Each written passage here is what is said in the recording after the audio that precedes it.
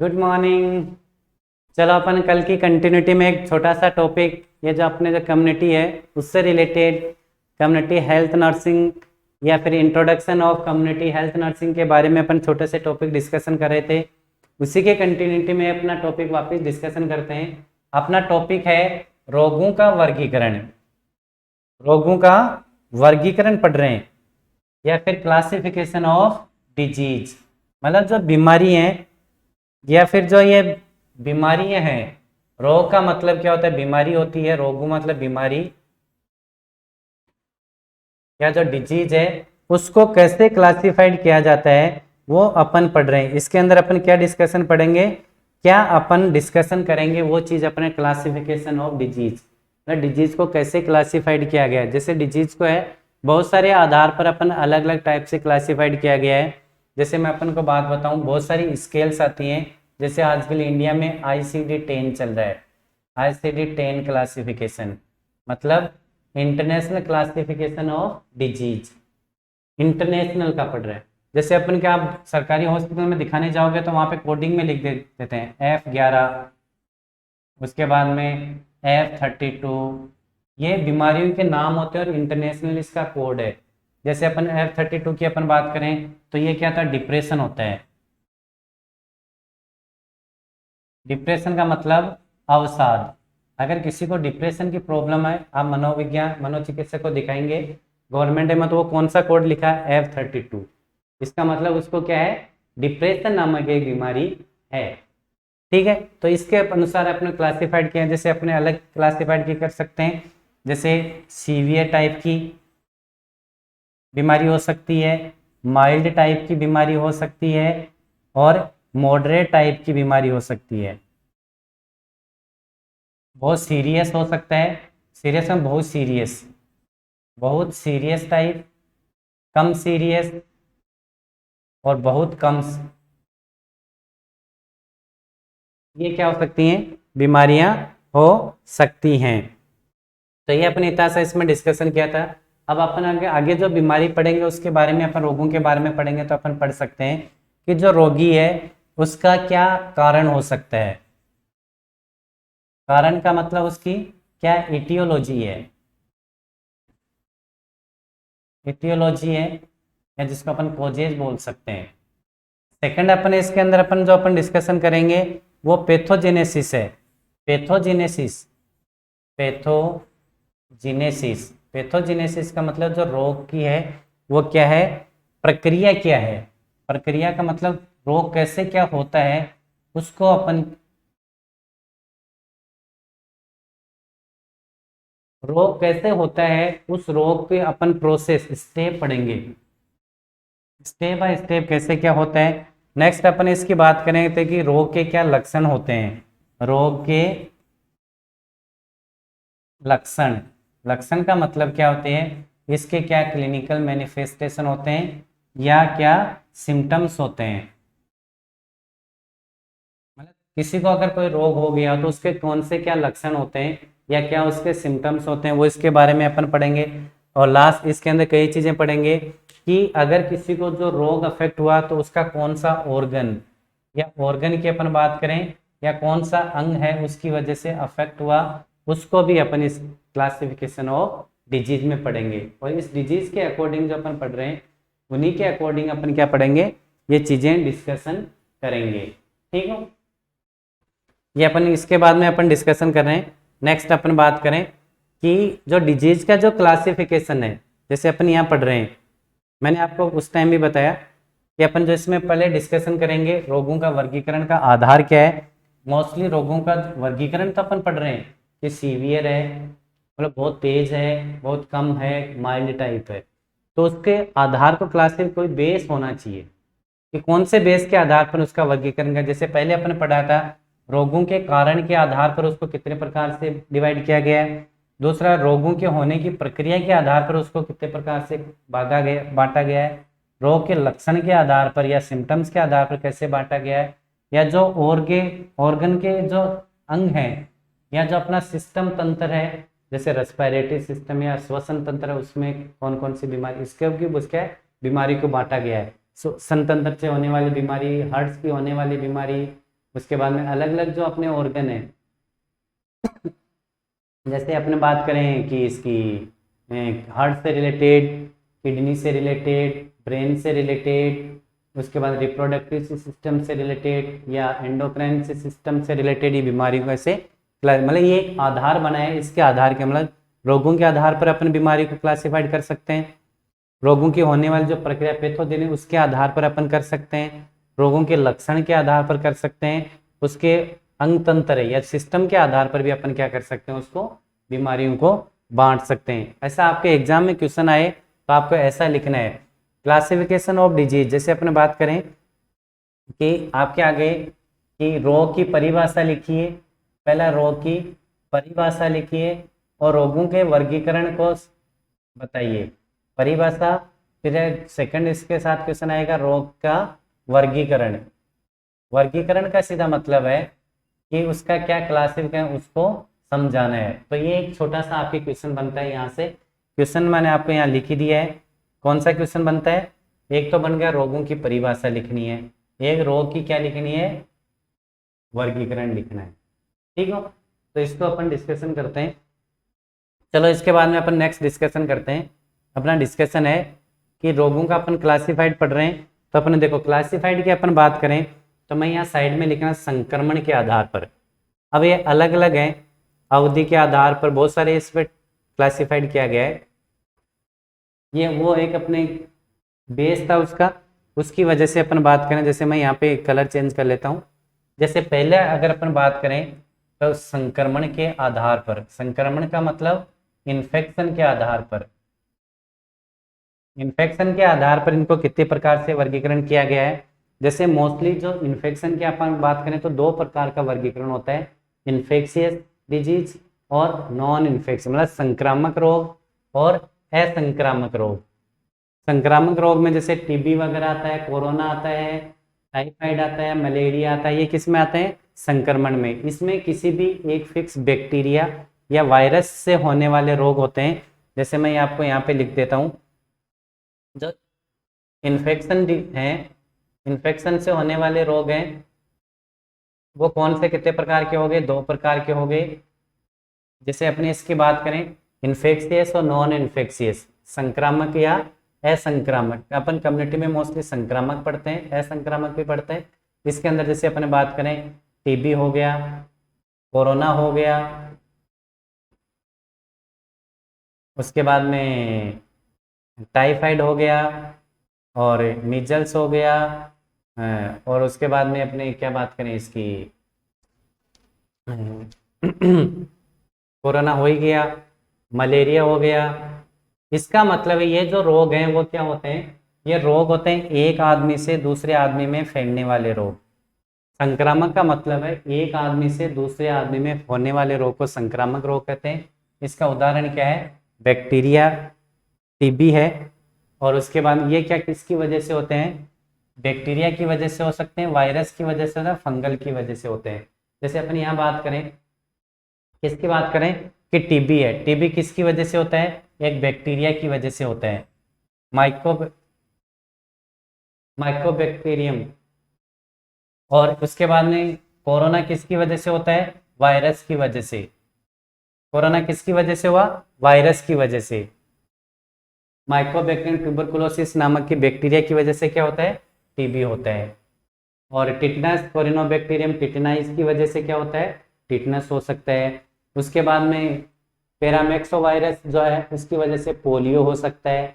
उसके बाद में अपन दूसरे डिजीज की अपन बात करें कि टिटनस कोरिनोबैक्टीरियम और उसके टाइफाइड, इसकी वजह से हो सकता है। तो आपकी एग्जाम में ऐसे छोटे छोटे क्वेश्चन हैं, वो भी कई बार आते हैं। जैसे राजस्थान में एएनएम जीएनएम में क्या क्वेश्चन आते हैं, क्वेश्चन कैसे आते हैं कि टीबी का पॉजिटिव एजेंट क्या है, टीबी का पॉजिटिव एजेंट क्या है। उसके बाद में कोरोना का या कोविड का पॉजिटिव एजेंट क्या है, और लेप्रोसी उसका पॉजिटिव एजेंट क्या है। मलेरिया का क्या, मलेरिया किसकी वजह से होता है, एक मच्छर होता है उसको मादा एनाफिलीज होता है ना, मादा एनाफिलीज नामक मॉस्किटो, उसकी वजह से होती है। टाइफाइड और भी होता है, और बैक्टीरिया वायरस से होने वाले ये क्या है, बीमारियां हैं। उसके बाद नेक्स्ट अपन बात करें अंग के आधार पर, मतलब तंत्र के आधार पर, तंत्र की अपन बात करें, एक सिस्टम के आधार पर भी बहुत सारी बीमारियां हो सकती हैं। जैसे इसमें पहले स्थानीय या लोकलाइज रोग होते हैं। जैसे लोकलाइज रोग मतलब उस एक स्पेसिफिक पर्टिकुलर एरिया में होने वाले रोग की अपन यहाँ बात करें, जिसमें किसी भाग या अंग प्रभावित होता है। जैसे आंख में इन्फेक्शन, जैसे फ्लू चलता है, तो फ्लू चलता है तो सबकी आंखें क्या होती हैं, आंखों का इन्फेक्शन सबके नजर आने लग जाता है, उनको फ्लू बोला जाता है। आंख का संक्रमण होता है और पैर का फ्रैक्चर होता है, ये एक स्थानीय होते हैं। तंत्रीय या व्यापक रूप सिस्टम के आधार पर इसमें क्या होता है, पूरा शरीर या तंत्र प्रभावित होता है। जैसे अपन तंत्र प्रभावित बात करें कि जैसे बीपी है, हाई बीपी की बात करें, बीपी में उच्च रक्तचाप है तो उससे अपना हार्ट प्रभावित होता है। इन्फ्लुएंजा होता है, इन्फ्लुएंजा की वजह से भी अपने शरीर के तंत्र प्रभावित होते हैं। तो संक्रमण अपने जैसे फर्स्ट क्लासिफिकेशन में पढ़ा, संक्रमण के आधार पर इन्फेक्शियस और नॉन इन्फेक्शियस हैं, अंग के आधार पर स्थानीय और सिस्टेमेटिक हो गया। नेक्स्ट उत्पत्ति के आधार की अगर अपन बात करें, तो उत्पत्ति के अवधि के आधार की अगर अपन बात करें, तो अवधि के आधार पर क्या अपन बात करें तो वो अपने कौन से हो गए, अवधि। अवधि के आधार की अपन बात करें तो अपने कौन से हो गए, एक तो होता है जैसे मैंने बताया था एक्यूट टाइप का होता है, एक्यूट मतलब अचानक होने वाला रोग, और एक होता है क्रोनिक। क्रोनिक लंबे समय, ये अचानक होने वाला या अभी थोड़े दिन में हो। जैसे किसी को बुखार आता है तो वो क्या होता है, थोड़े दिन के लिए आता है फिर बुखार चला जाता है वापिस नहीं। क्रोनिक लंबे टाइम की बीमारी, टाइमिंग इसका क्या होता है, लंबे टाइम। जैसे टीबी है, वो एक क्रोनिक बीमारी है, और उसके बाद में कोई लंग फेलियर हो सकता है, किडनी फेलियर हो सकता है, ये भी क्या है, एक क्रोनिक टाइप बीमारी हो सकती है। अस्थमा हो सकता है। तो इसको अवधि के आधार पर कितने प्रकार के बांटा गया है, अपने मोस्टली दो प्रकार के, एक्यूट और क्रोनिक। नेक्स्ट रोगों की बात करें, रोगों की स्थिति के आधार पर, स्थिति के आधार की बात करें कि वो क्योरेबल हैं, अनक्योरेबल हैं, माइनर हैं या मेजर हैं, इसके आधार पर अपन कितने प्रकार से क्लासिफाइड किया गया है। जैसे रोगों की स्थिति के आधार की अपन बात करें, स्थिति का सीधा मतलब कैसे क्या स्थिति है, एक्यूट है या क्रोनिक, उसके आधार की अपन बात करें तो उसको भी जैसे अपने बताया क्योरेबल, क्योरेबल जिसका उपचार हो सकता है, ये रहा क्योरेबल जिसका उपचार हो सकता है। जैसे बुखार है उसका उपचार है, क्योरलेस जिसका उपचार नहीं हो सकता, जैसे हाइड्रोफोबिया, अगर किसी को कुत्ता काट ले तो उसको हाइड्रोफोबिया नामक भी इसकी उपचार नहीं हो सकता। और ऐसे प्रोग्रेसिव मतलब वर्दी, ये रोग बढ़ता जाता है जिसका क्या परिणाम गंभीर होता है और लास्ट में उसकी क्या होती है, मृत्यु हो जाती है। जैसे कैंसर है वो इसका रोग है। दूराग्रही या दुविसुन रिफ्रैक्टरी, इसमें इसका मतलब क्या होता है कि अगर किसी भी के अंदर वो रोग हो जाए, अगर उसका इलाज अपन करते हैं तो वो ठीक नहीं होते हैं, बल्कि उसके उपचार के विरुद्ध अपन क्या कर सकते हैं, एंटीबॉडी या प्रतिरोधक क्षमता बना सकते हैं। एक होती है लघु या माइनर रोग जिसको बोलते हैं, जैसे अपने बुखार हो गया, छोटे मोटे रोग होने वाले रोग हैं, सर्दी जुकाम बुखार, वो क्या होते हैं, लघु रोग या माइनर रोग होते हैं। मेजर रोग की अगर अपन बात करें तो मेजर रोग में जिसका उपचार लंबे टाइम तक, जैसे टीबी का इलाज संभव है अभी, तो ये क्या लॉन्ग टाइम तक केयर देने वाला है। तो अपन जैसे बेसिकली अगर अपन बात करें तो वो अपन बात जैसे यहाँ पे रोगों के आधार की अगर अपन बात करें तो अपने बीमारी कितने प्रकार की होगी, पहले मिलता है रोगों के आधार पर, रोगों की स्थिति, स्थिति के आधार पर अगर अपन बात करें तो रोगों को अपन कितने प्रकार से बांटा गया है। एक तो क्योरेबल हो, क्योरेबल का मतलब जिसका इलाज हो सके, उपचार्य हो। एक इनक्योरेबल हो, इनक्योरेबल जिसका उपचार नहीं किया जा सकता। एक थर्ड आता है अपने प्रोग्रेसिव के आधार पर, मतलब बीमारी बढ़ती जाती है और उसका इलाज संभव नहीं और लास्ट में क्या हो सकती है, मृत्यु हो जाती है। और नेक्स्ट रहता है रिफ्रैक्टिव। रिफ्रैक्टिव की अपन बात करें तो ये रिफ्रैक्टिव रोग में वो रोग को सही नहीं किया जा सकता, बल्कि रोग को क्या हो सकता है, उसके प्रति एंटीबॉडी बनाई जाती है। जैसे कैंसर होता है, थोड़े टाइम के लिए उसको एंटीबॉडी जिंदा रखा जा सकता है।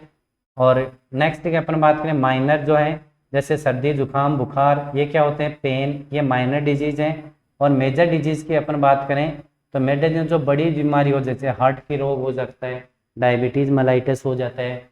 उसके बाद में दूसरी और सारी जो प्रॉब्लम्स हो सकती हैं उसको भी अपन इस टाइप की कैटेगरी में लिया जाता है। और इसके बाद में अपन इतना सा डिस्कशन किया किसके आधार पर, रोगों की स्थिति के आधार पर। और लास्ट के अंदर अपन जो डिस्कशन करते हैं वो अपना क्या है कि योर जो रोगी है उसकी किसके आधार पर, रोगी की आयु या एज के आधार पर। ये एज के आधार की अगर अपन बात करें तो वो एज के आधार पर, जैसे बच्चे कॉन्जेनाइटल प्रॉब्लम है, जैसे अपन एज की बात करें जन्मजात, अगर जैसे मोस्टली बच्चों में एक जन्मजात बीमारी हो सकती है वो हो सकता है, शिशु में रोग होने वाले हो सकते हैं, या वृद्धावस्था में रोग हो सकते हैं। मतलब ऐसे क्या आयु के आधार पर के वर्गीकरण को 3 प्रकार से बांटा गया है। 3 प्रकार की अगर अपन बात करें तो वो जो पहला नंबर है वो किसका है कि ये बीमारी कौन सी हो सकती है, जन्मजात हो सकती है, जन्मजात बीमारी। दूसरी है शिशु में, जैसे उल्टी दस्त ये होते हैं। तीसरी वृद्धों में, सॉरी वृद्धावस्था,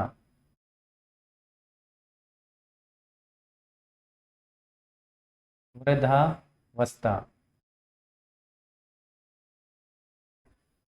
तो आयु के आधार पर जो या एज के आधार पर जो जिसको बीमारी को बांटा गया है वो मोस्टली 3 प्रकार की होती हैं, जन्मजात बीमारी, शिशु की बीमारी और वृद्धावस्था में होने। जन्मजात के अपन बात जैसे कॉन्जेनाइटल एबनॉर्मलिटी जिसको बोलते हैं, जैसे किसी का होंठ कटा होता है, किसी का नाक, हाथ पैर टेढ़े होते हैं, या किसी का हाथ पैर होता नहीं है, तलवा कटा रहता है, या फिर कोई अदर जो कंजेनाइटल प्रॉब्लम्स हैं, या थैलेसीमिया, या फिर हाइड्रोसेफेली, किसी का सर बड़ा होता है किसी का छोटा होता है, माइक्रोसेफेली मतलब सर बहुत छोटा सा सर होता है, हाइड्रोसेफेली सर बहुत बड़ा होता है, थैलेसीमिया में खून की बीमारी होती है, या अदर जैसे मानसिक रोग हो सकता है। ये जन्मजात होने वाले, शिशु के अंदर होने वाले जैसे रोग हैं, दस्त है, और एक्यूट रेस्पिरेटरी इन्फेक्शन है ना, बच्चों में पैदा होते ही उसको बुखार चालू हो जाता है, वही एक्यूट रेस्पिरेटरी। वृद्धावस्था में जैसे प्रोस्टेट वर्दी की बात करें, जो आदमी ह्यूमन आदमी में होने वाले रोग हैं जिसको प्रोस्टेट वर्दी होती है, ये कहाँ होता है, जो अपन पेनिस होते हैं उसके पास में होता है। तो ये प्रोस्टेट ग्लैंड क्या करती है, बढ़ जाती है, इसका साइज बढ़ जाता है और पेशाब नहीं उतरता है उसको। ये मोस्टली 50 साल की एज के बाद में होते हैं। तो प्रोस्टेटिस इसको बोलते हैं। एक उम्र के साथ होने वाला मोतियाबिंद होता है, मोतियाबिंद मतलब आंखों से दिखता नहीं है, कैटरेक्ट जिसको अपन बोलते हैं। और फिर मतलब लेंस होता है उसके आगे छोटा सा, मतलब क्या बन जाता है, फुल्ला बन जाता है, मतलब वाइट वाइट बन जाता है, तो दिखना बंद हो वो आगे आ जाता है। जैसे मैं ये आपके कैमरे के में सामने हूँ, अगर मैं यहाँ पे ऐसे कुछ लगा दूँ तो मेरे को आप कुछ नहीं आप दिख रहे हो, आपको मेरा चेहरा नहीं दिख रहा है नहीं, तो वैसे क्या वो कैटरेक्ट सा बन जाता है, मतलब ओपेसिटी बन जाती है, वो इसके लेंस के आगे आ जाती है। जैसे ये मैं अपना कैमरा है, मैं लेंस के आगे ऐसे हाथ दे दूँ तो आपको कुछ दिख रहा है, नहीं दिख रहा, नहीं दिख रहा ना कुछ, तो ये नहीं दिख रहा है, तो इसकी वजह से ये जो लेंस है उसके आगे कुछ आगे आ जाता है, ये कुछ दिखता नहीं है, उसको कैटरेक्ट बोलते हैं। ये उम्र के हिसाब से होता है, तो ऑपरेट करके जो आगे जो बना एक वाइट वाइट मतलब स्लेट जैसा उसको हटा देते हैं, तो लेंस से वापस दिखना स्टार्ट हो जाता है। ये अपन पढ़े थे, एक छोटा सा टॉपिक पढ़ा था, क्लासिफिकेशन ऑफ डिजीज, कि जो बीमारियां होती हैं उसको कितनी प्रकार से क्लासिफाइड या क्लासिफिकेशन किया गया है। चलो थैंक यू।